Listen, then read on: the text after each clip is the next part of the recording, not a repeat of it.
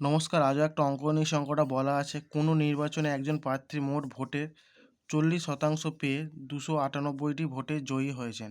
নির্বাচনে মোট কত ভোট পড়েছিল? উত্তর হবে 1490। তোমরা কেউ 40% সমান 298 নয়, কিন্তু এটা বলছে এত পার্সেন্ট ভোটে জয়ী হয়েছে। তা ধরে নিচ্ছে মোট ভোট 100%, তাহলে পরাজিত প্রার্থী ভোট কত 40% পায়, তার জয়ী প্রার্থী কত পায়? 100 - 40 60%। তাহলে 298টা মানে এই যে 40%, 60% পার্থক্য, তাহলে মোট পার্থক্য কত? 60 - 40 20%। 20% মানেই 298 ওটা বেশি পেয়েছে। তাহলে 20% মানে 298, তাহলে 1% মানে 298/20 মোট 100%। তাহলে 100% মানে কি 298/20 × 100।